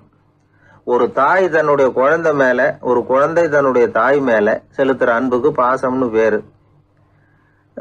ஈருடல் ஓர் உயிர்னு நினைக்கிறது இது. ராமரும் கௌசலையும் இதுக்கு உதாரணம். தம்மை ஒத்த நண்பர்கள் கிட்ட செலுத்துற அன்புக்கு நேசம்னு பேரு. வயசு, செல்வம், அந்தஸ்து, இந்த வித்தியாசம் எல்லாம் பார்க்காம அவங்க சுக துக்கத்துல சமபங்கு எடுத்துக்கிறது இது. கிருஷ்ணன் குசேலர்கிட்ட காட்டினது இந்த ரகம். வேலை செய்யறவன் முதலாளி கிட்ட காட்டுற அன்புக்கு விசுவாசம்னு பேரு. தேசத்து மேலையும் தாய்மொழி பேர்லையும் செலுத்துற அன்புக்கு அபிமானம்னு பேரு. தேசாபிமானம்னு சொல்றமே இதுதான். ஒரு கணவன் மனைவி பேர்ல காட்டுற அன்புக்கு காதல்னு பேரு. கடவுள் பேர்ல செலுத்துற அன்புக்கு பக்தின்னு பேரு. இப்படி அன்புல பல ரகம் இருக்கிறப்போ அதுல உள்ள வித்தியாசம் தெரியாம இடம் மாத்தி அன்பு காட்டினா இடைஞ்சல் தான். சரி, இந்த அன்பை பத்தி விஞ்ஞானம் என்ன சொல்லுது தெரியுமா? இதயத்தை பாதுகாக்கிறதுக்கு முக்கியமா தேவைப்படுற ஒண்ணு இந்த அன்புதான்னு சொல்லுது. நெதர்லாந்து விஞ்ஞானிகள் இதை ஆராய்ச்சி பண்ணியே கண்டுபிடிச்சிருக்கிறாங்க. கொஞ்சம் முயல் குட்டிகளை 2 பிரிவா பிரிச்சாங்க. 2 குரூப்புக்கும் கொழுப்பு அதிகமா உள்ள ஆகாரத்தையே கொடுத்துட்டு வந்தாங்க. ஆனால் ஒரு குரூப்புக்கு வெறுமன ஆகாரத்தை கொடுத்ததோட சரி, இன்னொரு குரூப் முயல்களுக்கு ஆகாரம் கொடுத்ததோட நிறுத்திக்கல. அதுக்கு முன்னாடி கூண்டுகளை திறந்து விட்டு முயல்களை கொஞ்ச நேரம் எடுத்து கொஞ்சி விட்டு அதுக்கப்புறமா ஆகாரம் கொடுத்தாராம் ஆராய்ச்சியாளர். இந்த குரூப்புக்கு இதய பாதிப்பு 60% குறைச்சலாக இருந்துதான். சில நோயாளிகளுக்கு ஹார்ட் அட்டாக் வந்தாலும் அதை தாங்கிக்கிட்டு குணமாகிற சக்தி அதிகமாக இருக்குது. இது எப்படின்னு ஆராய்ச்சி பண்ணி பார்த்துருக்குறாங்க. அவங்கெல்லாம் மனைவி தன் பேரில் ரொம்ப அன்பாக இருக்கிறதாக நினைக்கிறவங்களா இருக்கிறாங்களாம். இதய நோயாளிகள் பல பேரை சந்தித்து இதய நோய் ஏற்பட என்ன காரணம்னு கேட்டிருக்கிறாங்க. அவங்க சொன்ன காரணம்லாம் சாப்பாடு சம்பந்தமா இல்லையா, மனைவி அன்பா இல்லை, இப்படிப்பட்ட காரணத்தை தான் சொல்கிறாங்களாம். அதனால் இதயத்தை பாதுகாக்கணும்னு நினைக்கிறவங்க அடுத்தவங்க அன்பாக இருக்கிறது மாதிரி பார்த்துக்குங்க, அதுதான் முக்கியம். ஒருத்தர் முகம் பூரா பிளாஸ்டரி போட்டுக்கிட்டு வந்தார். ரொம்ப கோபமா, என்னங்க ஆச்சுன்னு விசாரித்தேன். எல்லாம் உங்களால் தான் சார்னார். விவரமாக சொல்லுங்களேன். என்ன உங்கள் தகவலை கேட்டுட்டு ஒரு பூனைக்குட்டியை கையில் எடுத்தேன், அன்பாக அதை தடவி கொடுக்கறதுக்காக. ஆனால் அது முந்திக்கிட்டது, அது என் முகத்தை தடவி கொடுத்துட்டுது. முகம் பூரா நகை கீறல், அதுதான் இப்படி அப்படின்னார். அன்புல அறிவு சேராததுனால வந்த கோளாறு இது. அந்த காலத்துல எல்லாம் படிக்கிறதுங்கிறது எப்படி தெரியுமா? குருகுல வாசம் செஞ்சு படிக்கணும். ஆசிரியருங்கிறவர் ஆசிரமத்தில் இருப்பார். அங்கே போய் அவருக்கு தொண்டுகள் செய்யணும். துணிகள்லாம் துவைச்சி போடணும். தூங்கும்போது காலை பிடிச்சி விடணும். புழுக்கமாக இருந்தால் விசிறி மட்டை எடுத்து விசிறணும். அப்படியே அப்பப்போ அவர் சொல்லிக் கொடுக்குற பாடத்தையும் கற்றுக்கணும். அவர் சொல்லிக் கொடுக்குற பாடங்களை ஓலைச்சுவடிகளில் எழுதிக்கணும். இதுதான் குருகுல வாசம்ங்கிறது. இப்போ மாதிரிலாம் கிடையாது. ஆக குருகுல வாசம்ங்கிறது மனசையும் பண்படுத்தும், அறிவையும் பண்படுத்தும். அப்படி ஒரு பயிற்சி அது. அந்த காலத்தில் பஞ்சபாண்டவர்கள் ஒரு குருகுலத்தில் படிக்க போனாங்களாம். ஏற்கனவே அங்கே ஒரு 15 பேர் இருந்திருக்கிறாங்க. இவங்களையும் சேர்த்து மொத்தம் 20 பேர். எல்லாரும் ரொம்ப ஆர்வத்தோடு அங்கே தங்கி படிச்சுக்கிட்டு இருக்கிறாங்க. 2 வருஷம் ஓடி போச்சு. எல்லாரும் ஊருக்கு திரும்ப வேண்டிய நேரம். ஆசிரியர் ஒவ்வொருத்தராக கூப்பிட்டார். இது வரைக்கும் என்ன கற்றுக்கிட்ட அப்படின்னு கேட்டார். அவங்க தாங்கள் எழுதி வச்சிருந்ததை சொன்னாங்க, கற்றுக்கிட்டதை சொன்னாங்க.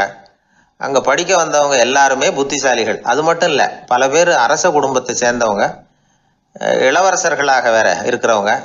அதனால் அவங்கக்கிட்ட அபாரமான கல்வி அறிவை எதிர்பார்த்தார். ஒருத்தன் வந்தான், தான் எழுதி வச்சிருந்த சரித்திர பாடம் பூராவையும் படித்து காட்டினான். இன்னொருத்தன் வந்தான், தான் எழுதி வச்சிருந்த பூகோள பாடம் பூராவையும் படித்து காட்டினான்.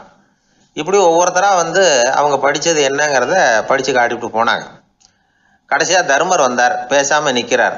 தன் கையில் இருந்த ஓலைச்சுவடி கேட்டால் அவர் பிரிக்கவே இல்லை. ஆசிரியர் இவர்கிட்ட தான் அதிகமாக எதிர்பார்த்தார். ஆனால் இவரும் பேசாமல் நின்றுட்டு இருக்கிறார். நீ என்ன கற்றுக்கிட்ட சொல்லு, ஓலைச்சுவடியை பிரித்து படினார் அந்த முனிவர். தர்மர் அசையவே இல்லை. மெதுவாக சொன்னார், ஐயா, நான் கற்றுக்கிட்டது ஒன்றே ஒன்று தான். அதுதான் வாழ்க்கையில் எனக்கு ரொம்ப முக்கியமான பாடமாக அமையும் அப்படின்னார்.